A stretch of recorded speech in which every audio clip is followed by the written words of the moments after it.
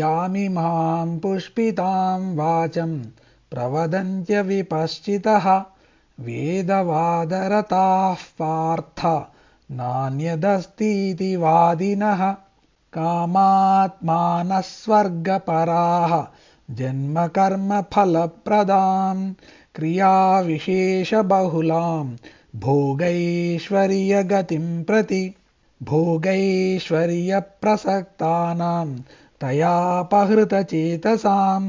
వ్యవసాయాత్మికా బుద్ధిః సమాధౌ న విధీయతే. ఓ అర్జున, వివేకము లేని మానవులు ప్రాపంచిక సుఖముల కోసం మాత్రమే పాకులాడుతుంటారు. అటువంటి వారు వేదములలో చెప్పబడిన విషయములను వాటి పై అర్థములతో తీసుకుంటారు. ఎందుకంటే అవి కర్మలను, వాటి వలన వచ్చే ఫలముల గురించి చెబుతాయి. వేదములలో చెప్పబడిన విషయముల యొక్క అంతరార్థములు జోలికి పోరు. అటువంటి వారు యజ్ఞములు, యాగములు చేస్తే స్వర్గసుఖాలు లభిస్తాయని, స్వర్గసుఖములకు మించిన సుఖము లేదని అనుకుంటూ ఉంటారు. అవే కాకుండా ప్రాపంచిక సుఖములను, కోరికలను పొందడానికి అవసరమైన వ్రతాలు మొదలగు సకాల కర్మలను ఆచరిస్తారు. పండితులు కూడా ఈ సకామ కర్మలు వేదములలో చెప్పబడ్డాయని ప్రచారం చేస్తారు. తీయగా ప్రవచనాలు చేస్తారు. ఈ తీయటి కబుర్లు నమ్మిన మానవులు ఎల్లప్పుడూ స్వర్గసుఖముల మీద, ఈ లోకంలో లభించే భోగముల మీద, సంపదల మీద ఆసక్తితో ఉంటారు. వారి బుద్ధులు పరమాత్మ యందు నిశ్చయముగా లగ్నం కావు. వారి బుద్ధి కూడా స్థిరంగా ఉండదు. ఈ శ్లోకములలో పుష్పితాం వాచం అంటే అందమైన పూల వంటి మాటలు. ఈ పూలు ఫలములుగా రూపొందవు, అలాగే ఈ మాటలు కూడా ఫలప్రదములు కావు. ఇటువంటి అందమైన తీయటి మాటలను, వేదములను సరిగా లోతుగా అర్థం చేసుకొని వారు పలుకుతుంటారు. పై అర్థములకు మాత్రమే చెబుతుంటారు. ఇటువంటి మాటలను అవిశ్చితః అంటే అజ్ఞానులు, తెలివిలేని వారు నమ్ముతుంటారు. ఎందుకంటే వారికి కోరికలు ఎక్కువ. ఆ కోరికలు తీరడానికే కర్మలు చేస్తుంటారు. స్వర్గంలో లభించే సుఖముల కోసము వేదములలో చెప్పబడిన యజ్ఞ యాగములు చేస్తుంటారు. అటువంటి వారు ఎంతటి పండితుడైనా, వేదములు అధ్యయనం చేసిన వాడైనా ఏదో ఒక కోరికతో కర్మలు చేసేవాడు అవివేకి కిందనే పరిగణింపబడతాడు. అటువంటి వారి గురించి ఈ శ్లోకాలు చెప్పాడు పరమాత్మ. వేదవాదరతాః అంటే వేదములలో చెప్పబడిన విషయముల గురించి కొంతమంది వాదోపవాదములు చేస్తుంటారు. ఈ యాగము చేస్తే స్వర్గంలో ఈ ఫలం కలుగుతుంది అని ప్రచారం చేస్తుంటారు. వేదములలో యజ్ఞయాగముల గురించే కాదు, నిరాకారుడు, అవ్యయుడు, సర్వంతర్యామి అయిన పరమాత్మను తెలుసుకోవడానికి ఎన్నో మార్గాలు ఉన్నాయి. ఈ వేద పండితులు వాటి గురించి చెప్పరు. కేవలం సుఖాలు ఇచ్చే వాటి గురించే చెబుతుంటారు. వేదములలో 3 విభాగాలు ఉన్నాయి. 1 కర్మకాండ, 2 ఉపాసనాకాండ, 3 జ్ఞానకాండ. ఈ వేదముల గురించి వాదించే వాళ్ళు మొదటిది అయిన కర్మకాండల దగ్గరే ఆగిపోతారు. ఇటువంటి వారిని కామాత్మానః అంటే కోరికలే పరమావధిగా కలవారు అనవచ్చు. వీరికి తన భార్య, పిల్లలు, బంధువులు, తన ధనము, ఆస్తి, ఇల్లు, తన సుఖము, తన వారి సుఖము ఇవే వారికి కావలసింది.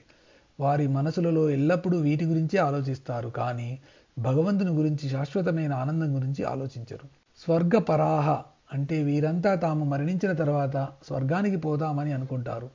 ఎల్లప్పుడూ స్వర్గసుఖముల గురించి ఆలోచిస్తారు. కానీ ఆధ్యాత్మిక దృష్టితో చూస్తే స్వర్గమునకు ఎటువంటి విలువ లేదు. పరమాత్మను చేరుకోవడమే మానవుల అంతిమ లక్ష్యము.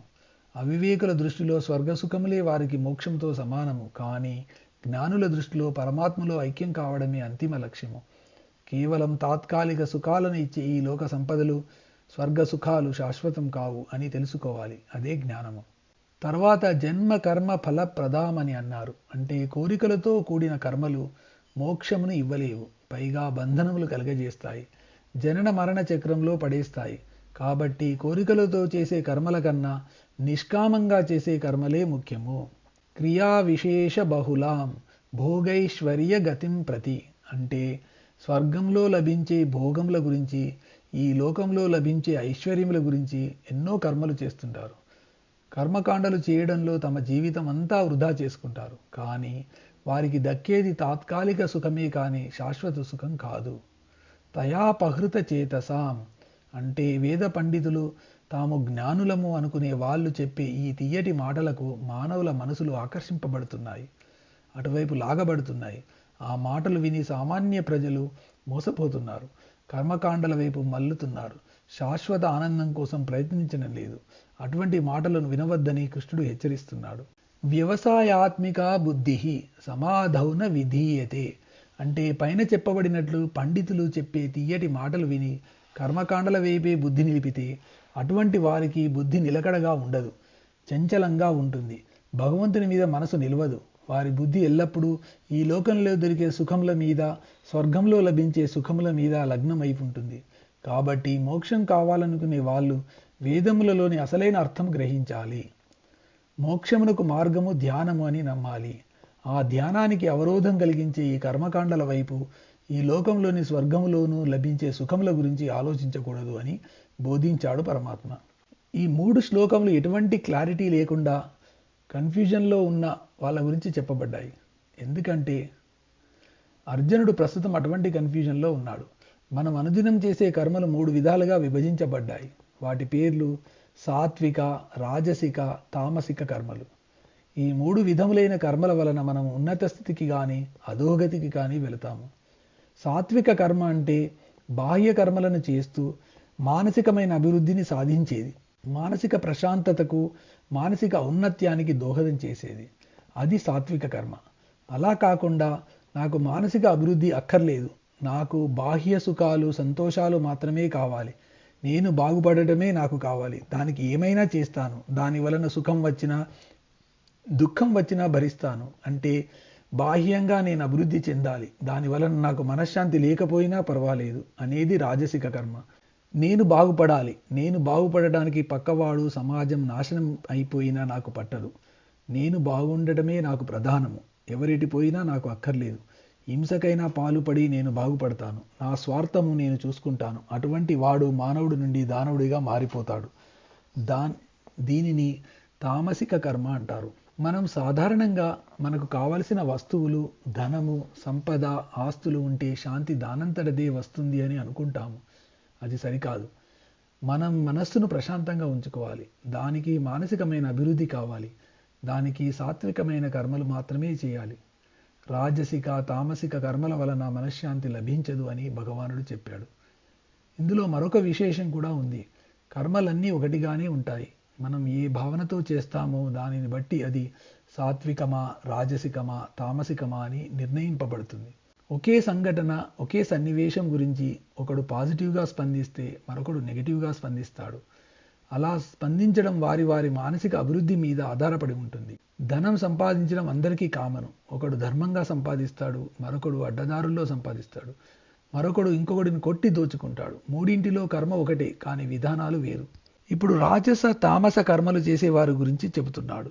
ఈ శ్లోకాలలో తెలివిలేని వాళ్ళు, వివేకహీనుల గురించి చెబుతున్నాడు. అంటే మానసిక అభివృద్ధి లేని వాడు కేవలం ప్రాపంచిక విషయముల గురించి ఆలోచిస్తాడు, కానీ మానసిక అభివృద్ధికి సంబంధించిన వాటి గురించి ఆలోచించడు. బయట ప్రపంచంలో పనులు చేసేటప్పుడు ఎప్పుడూ పూర్తిగా విజయం సాధించలేడు. వచ్చిన దానితో తృప్తి పొందలేడు. ఎల్లప్పుడూ దేనికో ఒకదానికి పాకులాడుతుంటాడు. అటువంటి వాడికి మనశ్శాంతి కరువవుతుంది. తీవ్రమైన అశాంతితో బాధపడుతుంటాడు. మానసిక శాంతి కొరకు అటు ఇటు పరిగెడుతుంటాడు. పైగా ఈ ప్రాపంచిక విషయములలో పడ్డవాడు కుటుంబాన్ని, తన ఆరోగ్యాన్ని లెక్క చేయడు. వాటి గురించి మరిచిపోతాడు. ఎన్నో అనుభూతులను పోగొట్టుకుంటాడు. మనశ్శాంతికి దూరం అవుతాడు. ప్రాపంచిక విషయాల వెంట పిచ్చివాడిలా పరిగెడుతుంటాడు. అప్పటికి కూడా ఏమీ సాధించలేడు. ఇంకా ఏదో సాధించాలని తపన పడుతుంటాడు. అటువంటి వాడు అవివేకి. ఇటువంటి వారు సమాజంలో తక్కువేమీ కాదు. వారు కూడా బాగా చదువుకున్న వాళ్ళు, వేదములను అనుసరిస్తారు. కానీ వేదములు చెప్పిన కర్మకాండలు మాత్రమే ఆచరిస్తారు. ఆ కర్మల ఫలితముల గురించి పాకులాడతారు. యజ్ఞములు, యాగములు చేసి స్వర్గ సుఖాలు పొందాలని అనుకుంటారు. ఈ యజ్ఞము, యాగము చేస్తే ఏ ఏ కోరికలు నెరవేరుతాయి, ఇంకా ఏమేమి హోమాలు చేస్తే మనకు లాభం వస్తుంది అని అనుకుంటారు. ఇంకొందరు శారీరక సుఖాల వెంట పరిగెడతారు. దేవుడికి పూజలు, వ్రతాలు చేసిన సంకల్పంలో తనకు ధనము, ధాన్యము, ఐశ్వర్యము, ఇష్ట కామ్యార్థ సిద్ధ్యర్థము అంటూ కోరికల లిస్టు చదువుతారు. చచ్చిన తర్వాత కూడా స్వర్గ సుఖాలు కావాలని కోరుకుంటాడు. ఆ స్వర్గ సుఖాల కొరకు యజ్ఞయాగాలు చేస్తుంటారు. ఈ సిద్ధాంతాలు వీళ్ళు ఆచరించడమే కాకుండా వీటిని అందరికీ ప్రచారం చేస్తారు. అందరి చేత ఆచరింపచేస్తారు. కోరికలు తీరడం కోసం యజ్ఞాలు, యాగాలు, కామ్యకర్మలు చేయిస్తారు. కోరికలు తీరడానికి యంత్రాలు, తాయెత్తులు, చక్రాలు ఉన్నాయి అంటూ ప్రచారం చేస్తుంటారు. వాళ్ళు చెప్పే మాటలు చాలా ఆకర్షణీయంగా ఉంటాయి. అతి సులభంగా ఆచరించదగ్గవిగా ఉంటాయి. అరచేతిలో స్వర్గం చూపిస్తాయి. ప్రాపంచిక సుఖాలు పొందడం ఇంత సులభమా అని అనుకునేటట్టు ఉంటాయి. అంత తీయగా చెబుతారు. వారు తాము చెప్పే మాటలతో భోగములు, ఐశ్వర్యములు వీటి యందు ఆశ పుట్టిస్తారు. సులభంగా ధనం సంపాదించడం, భోగములు అనుభవించడం గురించి చెబుతారు. ఇటువంటి వారికి నిశ్చయాత్మకమైన బుద్ధి ఉండదు. వారికి మనస్సు అంతా అల్లకల్లోలంగా ఉంటుంది. తమకు ఏది తోస్తే అది చెబుతుంటారు. ఎవరేమి చెప్పినా అది చేస్తుంటారు. ప్రాపంచిక విషయముల వెంట పరిగెడుతుంటారు. మనశ్శాంతి కొరకు, మానసిక అభివృద్ధి కొరకు పాటుపడరు. అటువంటి వారు అధార్మిక దృష్టి కలవారు, అవివేకులు. అటువంటి వారు ప్రాపంచిక బంధనముల నుండి విముక్తి పొందలేరు. కాబట్టి అర్జున, నీవు ఇటువంటి అజ్ఞానంలో పడకు అని బోధించాడు కృష్ణుడు.